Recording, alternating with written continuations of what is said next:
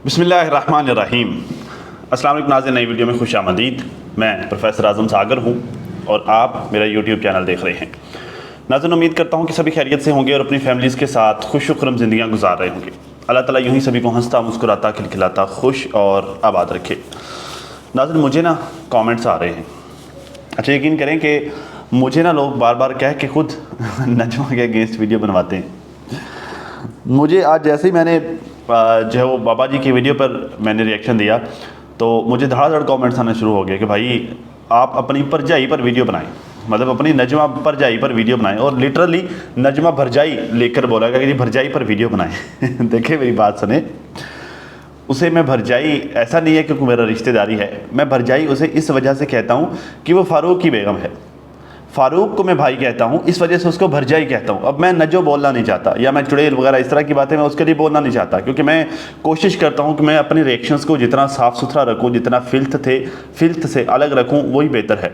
कोई extreme situation हो तो जो है वो फिर मैं लिहाज नहीं करता, बट जो है वो मैं कोशिश करता हूँ कि मैं अपने रिएक्शंस को साफ़ सुथरा रखूँ। इस तरह जो है वो गलत नाम लेकर मैं बात ना करूँ। आपने देखा होगा, मैं चाचा अनवर को भी अब चाचा अनवर ही कहता हूँ, डीडी को डीडी कहता हूँ, वरना पहले मैं उसको दल्ला पता नहीं क्या क्या मैं बोल दिया करता था। ठीक है, मैं कोशिश करता हूँ मैं गलत नाम इस्तेमाल ना करूँ। इस वजह से जो मैंने उसको भरजाई कहना शुरू कर दिया। ठीक है, तो मुझे कमेंट्स आ रहे हैं कि भरजाई पर, नजमा भरजाई पर वीडियो बनाओ। तो देखिए, बात सुने, मेरी कोई इसके साथ रिश्तेदारी नहीं है। ठीक है, नजमा पर मैं वीडियो बनाऊँगा, नेक्स्ट वीडियो मेरी नजमा पर होगी। असल में बात पता क्या है, मैं आपको सच्ची बात बताता हूँ दिल से। वजह यह है कि मैं नजमा की और डीडी की दोनों की वीडियोज़ नहीं देख रहा। वजह यह है कि यार वो दोनों इतना ज़्यादा उन्होंने गंदे थंबनेल लगाए होते हैं, वो थंबनेल देखकर ही वीडियो देखने को दिल नहीं करता। इस वजह से मैं दोनों की वीडियोस को अवॉइड कर रहा हूँ। अब आप लोग कमेंट कर रहे हैं तो मेरा आपसे वादा है, नेक्स्ट वीडियो मैं नजमा पर बनाऊँगा। ठीक है, नेक्स्ट वीडियो मैं उसकी पूरी की पूरी वीडियो देखूंगा। जैसे वो नौशीन सिस्टर कहते हैं ना कि सबर की गोली खाकर, तो सबर का कैप्सूल खाकर सबर का मैं अब नजमा भरजाई की वीडियो देखूंगा। ठीक है, और फिर मैं उस पर अपना रिएक्शन दूंगा आप लोगों के कहने पर। ठीक है जी, लेकिन फ़िलहाल अभी की वीडियो में मैंने पोस्टमार्टम करना है आयशा की वीडियो का। आयशा ने अभी जो है वो एक वीडियो थोड़ी देर पहले अपलोड की है, जिसमें जो है वो उसने ये थंबनेल लगा रखा था कि मेरे बेटे को किडनैप कर लिया गया, मैंने पुलिस में कंप्लेन कर दी। ठीक है, उसका ये थंबनेल लगाया हुआ था। मैंने वो वीडियो देखी। वीडियो के स्टार्ट में वो अली से पूछ रही थी कि तुम्हें क्या हो गया था, तुम जो है वो कहाँ चले गए थे, तुम कैसी कैसी बातें कर रहे थे, तुम्हें जो है वो छत से किसने फेंका था, तुम्हें कैच किसने किया था, ये वो।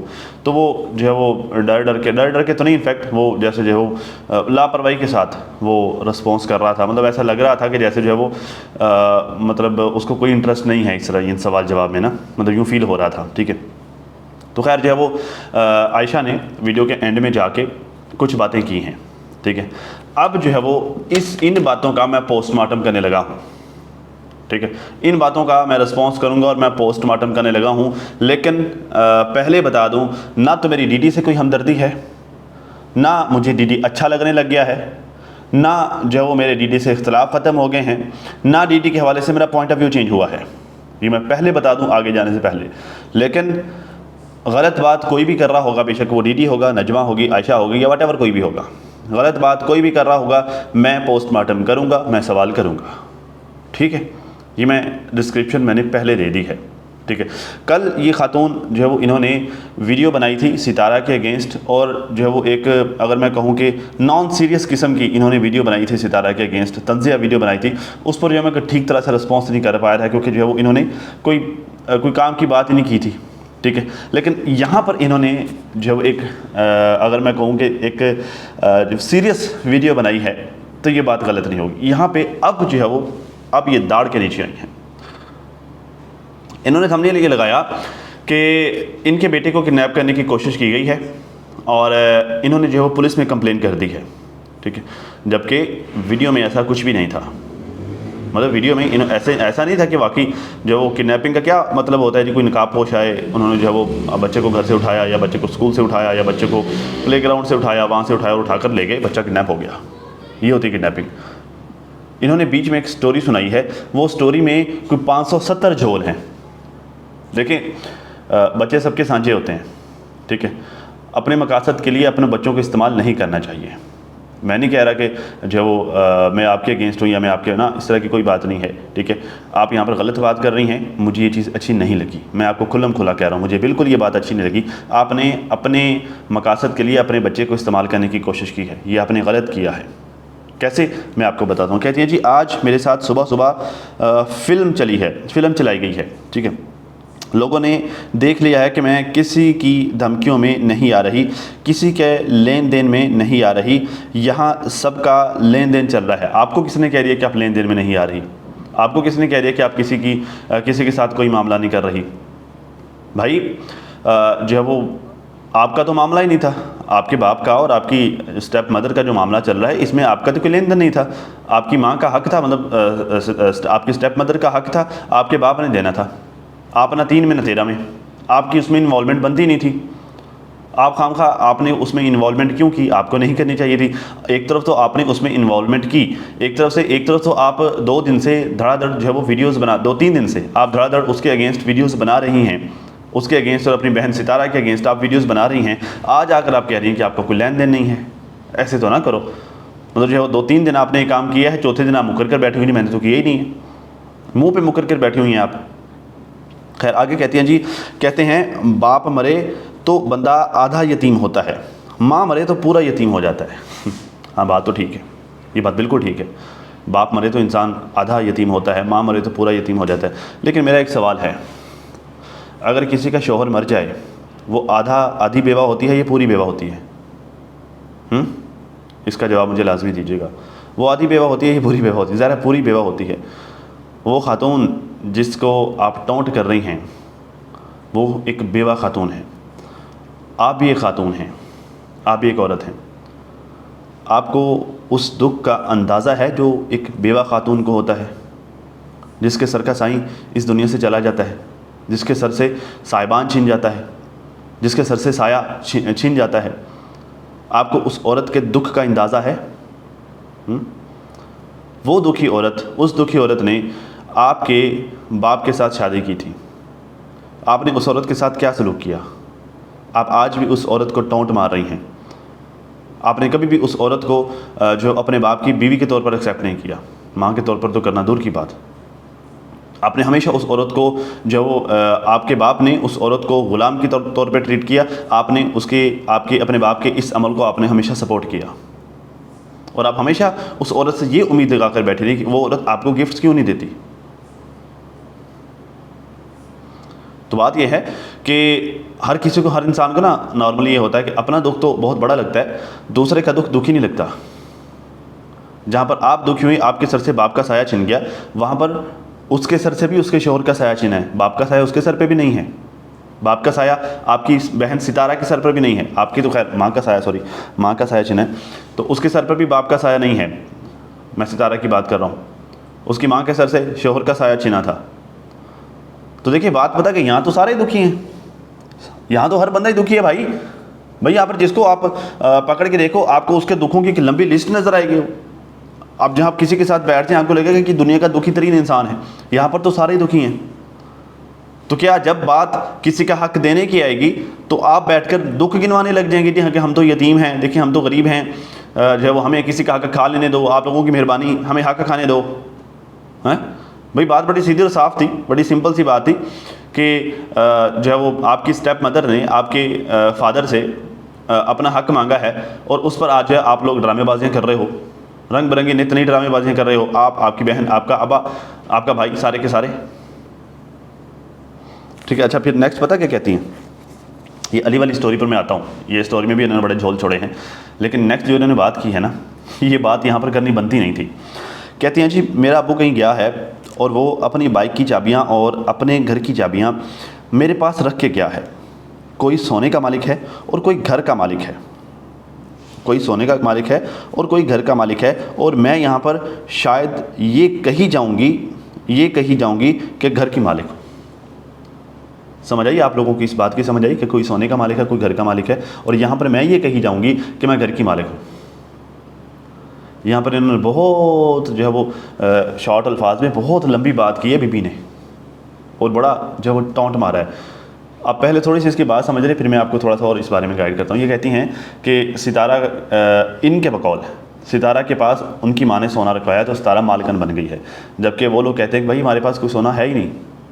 सितारा कहती मेरे पास रखवाया नहीं, ठीक है। सितारा की वालिदा मुतहरमा कहती कि ये लोग मेरे ऊपर झूठ बांध रहे हैं, ठीक है। मतलब इन्होंने एक तो ये इन लोगों का झूठ कि जी उसके पास सोना रखवाया तो वो मालकन बन के बैठ गई है, तो अब ये कह रही है कि मेरे पास मेरे बाप ने चाबियाँ रखवाई है तो मैं घर की मालकन बन गई हूँ। समझ लगी अब आपको कि ये क्या कहना चाह रही हैं मोहतरमा? मोहतरमा बात ये है कि यही तो आप लोगों का दुख है, यही तो आप लोग करना चाह रहे हो। भाई इसी वजह से तो आप लोगों ने अपने बाप को पट्टियाँ पढ़ाई हैं कि घर रोक लो, घर रोक लो, घर नाम नहीं करना, घर जो है वो हमारा है, घर हमें मिलना चाहिए, आपकी प्रॉपर्टी के हम हिस्सेदार हैं, हम हकदार हैं आपकी प्रॉपर्टी के। आप लोग अपने बाप से प्रॉपर्टी लेने के लिए, अपने बाप से उसकी जायदाद लेने के लिए आप लोग तो कई सालों से उसके पीछे लगे हुए हैं ना।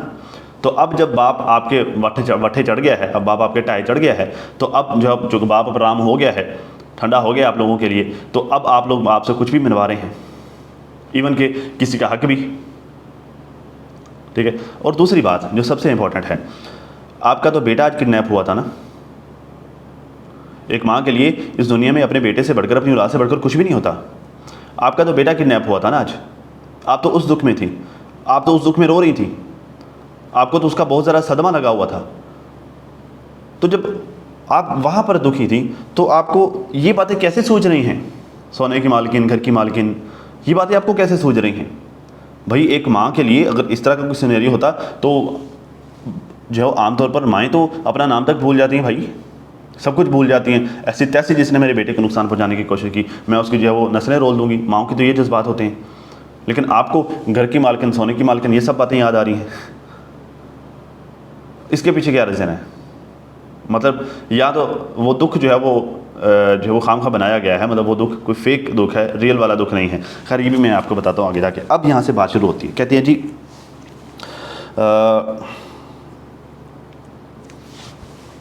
अबू जैसे ही चाबियाँ रख के गया, अबू जैसे ही चाबियाँ रख के गया, मैंने नहीं पता, अच्छा मुझे नहीं पता कि मेरे बेटे को क्या हो गया। मैं 2 घंटे तक अपने बेटे को ढूंढती रही। मतलब कि क्या यहाँ पर उन्होंने कहा जी अबू जैसे चाबियाँ रख के गया, मेरा बेटा अबू के पीछे पीछे निकल गया, ठीक है। मुझे नहीं पता मेरे बेटे को क्या हो गया, मैं 2 घंटे तक मेरे बेटे को ढूंढती रही और जो है वो मेरा बेटा मुझे नहीं मिला, ठीक है।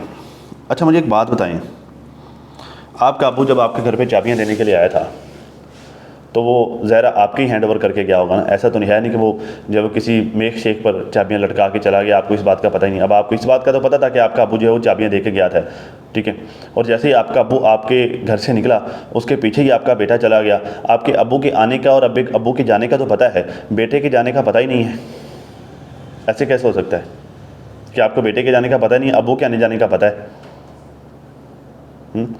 चले मान लेते हैं कि आप सोई हुई होंगी, तो इतना भी क्या चर्च पी के सोना कि आपका बच्चा आपके कमरे से उठ के घर से बाहर निकल गया और आपको इस बात का पता ही नहीं है। ऐसे तो नहीं होता। वो भी छोटा सा बच्चा है, कोई इतना कोई वो बालिग तो नहीं हो गया, कोई बहुत बड़ा तो नहीं हो गया, बहुत बड़ा समझदार तो नहीं हो गया। इतना वो समझदार होता तो ये काम करता ना, ठीक है। इतना कोई समझदार तो नहीं हो गया वो कि जो है वो आपने उसको इतना जो है वो ढील दे दी कि आपको पता ही ना चले और आपका बेटा घर से बाहर चला जाए। आप तो कहते हैं कि वो मैंने उस पर बड़ी मेहनत की है, मैं उस पर बड़ा नज़र रखती हूँ, मैं उसको बड़ी स्ट्रगल करती हूँ, बड़ी कोशिश करती हूँ, मैंने बड़ी मुश्किल से अपने बेटे को मैं वापस लेके आई हूँ। मतलब वो मेरा बेटा दिमागी तौर पे कहीं चला गया था, बड़ी मुश्किल से मैंने अपने बेटे को वापस लेके आई हूँ, मैं बड़ी मुश्किल से मैंने उसको ठीक किया है। और अब भी सिचुएशन ये चल रही है कि आपको पता भी नहीं है, आपका बेटा आपके घर से चला गया है, आपको 2 घंटे बाद एहसास हो रहा है, पता चल रहा है कि मेरा तो बेटा घर से गायब है। ठीक है, मतलब ये बात समझ में नहीं आई, ये बात नहीं समझ में आई। यहाँ पे थोड़ा सा काफ़ी सारे झोल छोड़ दिया आपने बीबी। खैर आगे चलते हैं। कहता जी जितने भी उसके दोस्त हैं मैंने सबके घर कॉल की और पूछा मेरा बेटा आपके घर आया? उन्होंने कहा जी नहीं, आपका बेटा हमारे घर नहीं आया। ठीक हो गया जी। मैं मेरी हमसाई को कॉल करती रही, उसने मेरी कॉल नहीं उठाई। फिर सबसे एंड में उसने ख़ुद कॉल की और उनके हस्बैंड ने मुझे ये बात बताई कि बाजी आपका बेटा उमैर को, मतलब उनके हस्बैंड उनके बेटे को बता कर गया है कि वो अपने बाबा के पास जा रहा है। यहाँ पर भी मुझे एक बात समझ में नहीं आई। आमतौर पर जब बच्चे कहीं आगे पीछे होते हैं ना, मेरा भी फ़ारज, मैं अक्सर इधर ऑफिस में होता हूँ, तो होता ही है कि वो घर का दरवाज़ा खुद ही खोलता है मेरे ऑफिस आने के सिलसिले में। तो भी वो छोटा सा है अभी, एक मेरे ख्याल से तीन साढ़े तीन साल का है, अनकरीब वो आई थिंक 3.5 का होने वाला है या 3 सवा 3 इसी रेंज में है। ठीक है, छोटा सा है अभी वो। तो वो दरवाज़ा खोलता है, घर का मेन गेट खोलता है मेरे ऑफिस आने के लिए। लेकिन जब वो घर से बाहर आता है, मेरे ऑफिस का दरवाज़ा बंद होता है क्योंकि मैंने एसी चलाया होता है। दरवाज़ा बंद होता है तो नॉर्मली ये होता है कि मैं यहाँ पर पीसी पर बैठा अगर कुछ देख रहा हूँ या मैं कोई किसी के वीडियोज़ देख रहा हूँ तो मैंने वो जो है वो लगाए होते हैं, हेडफोन्स लगाए हुए होते हैं।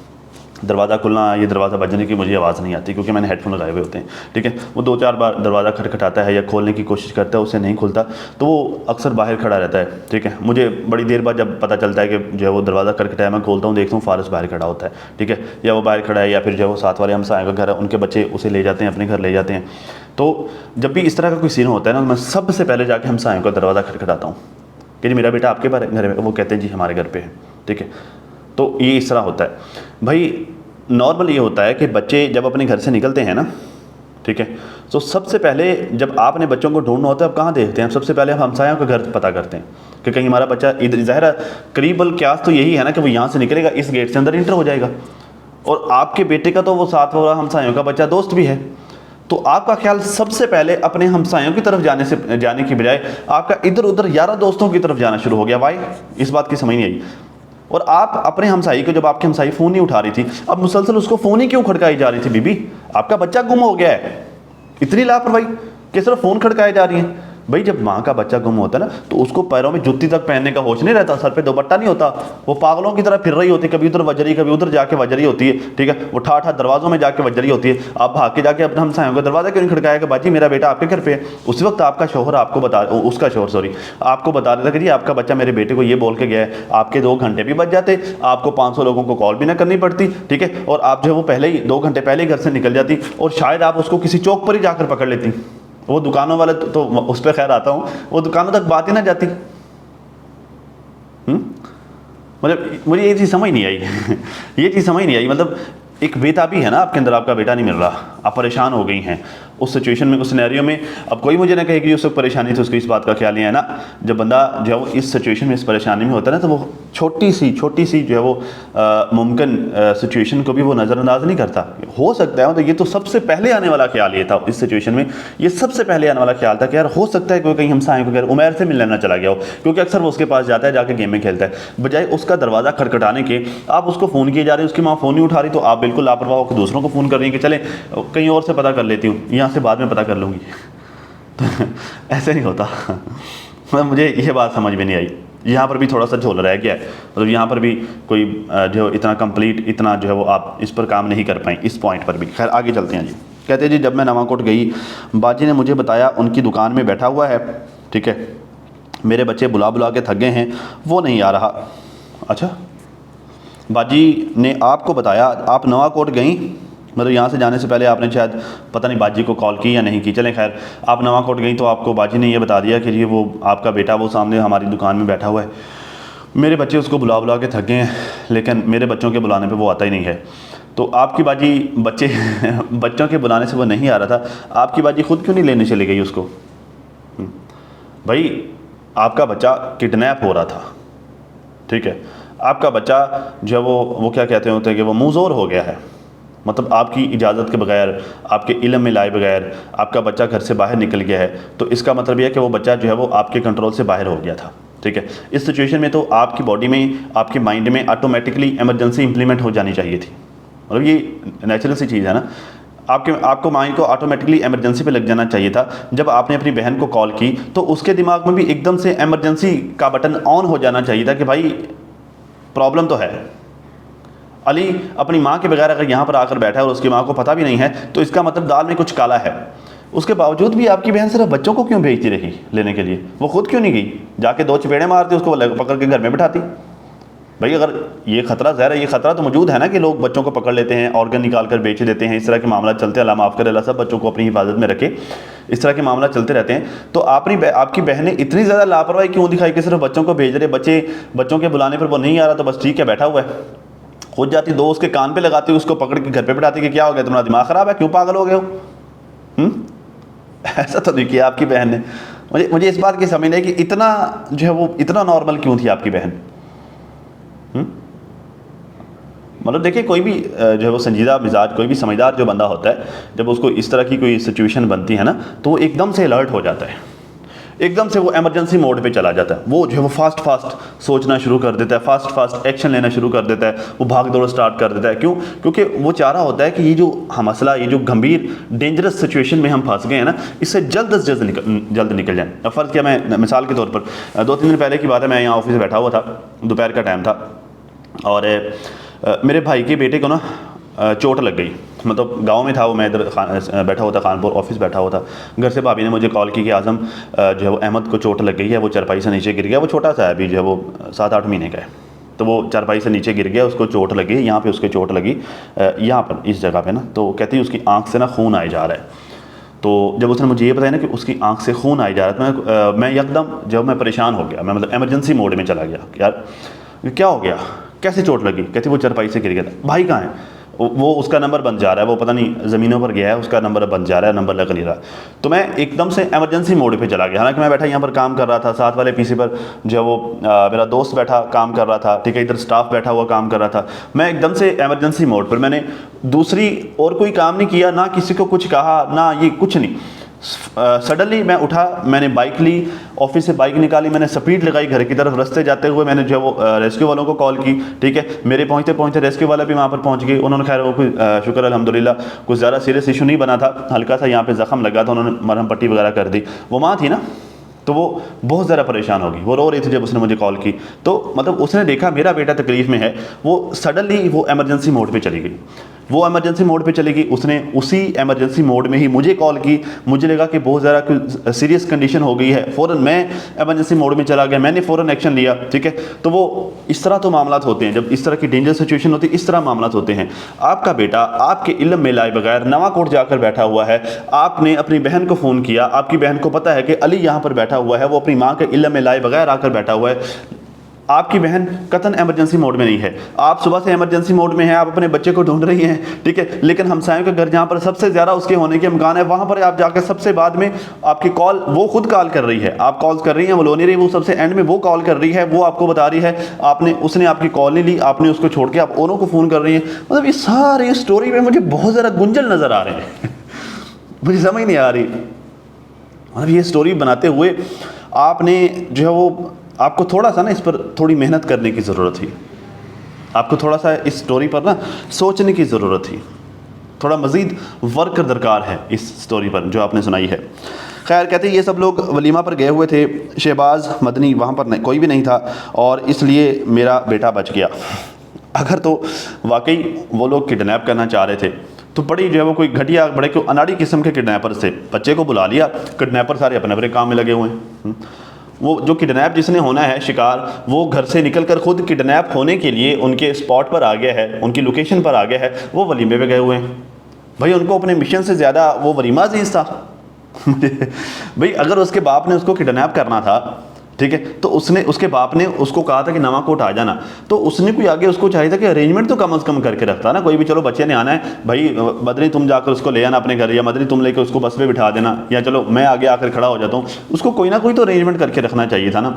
बच्चे को बुला लिया, आप वलीमे पे गए हुए हैं, बड़े कुछ चर्सी किस्म के वो किडनैपर्स थे ठीक है।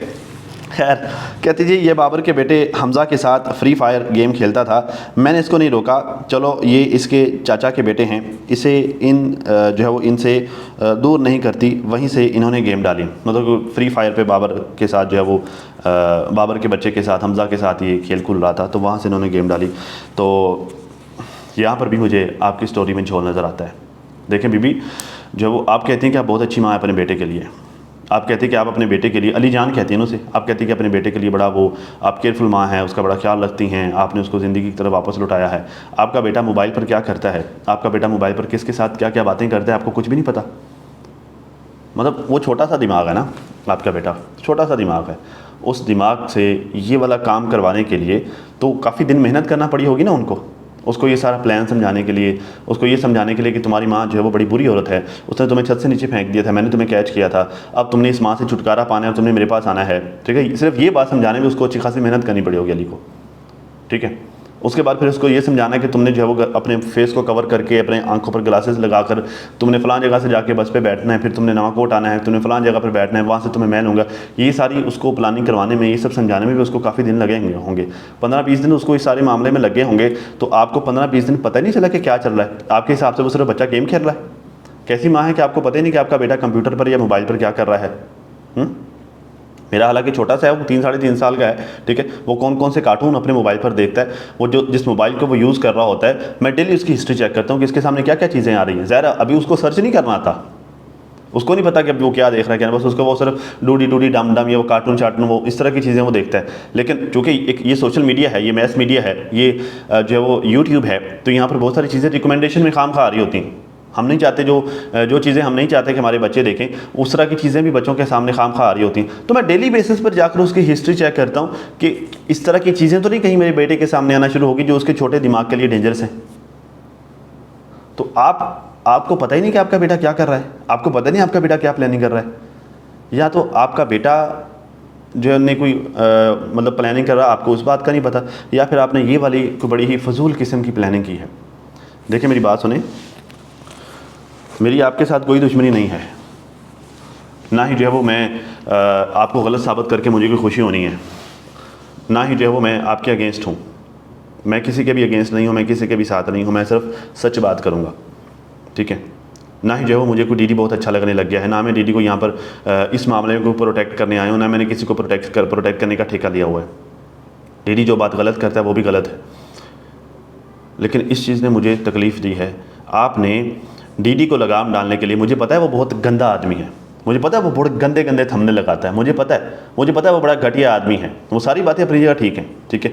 लेकिन उसको लगाम डालने के लिए आपने जो अपने बेटे को इस्तेमाल करने की कोशिश की है ना, ये आपने बहुत जुल्म किया अपने बेटे के साथ, ये आपने बड़ी ज़्यादती की है उसके साथ, और ये आपने बहुत ही छोटी हरकत की है। आपको ये ज़ेब नहीं देती।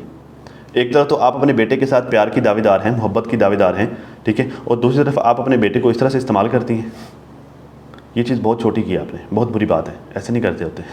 तो खैर नाज़रीन, अब तक के लिए इतना ही। अपना और अपनी फैमिली का बहुत ज़्यादा ख्याल रखिए, और साथ अपनी दुआ में मुझे भी लाजमी याद रखिएगा। मिलते हैं किसी नई वीडियो में, तब तक के लिए हाफ़िज़।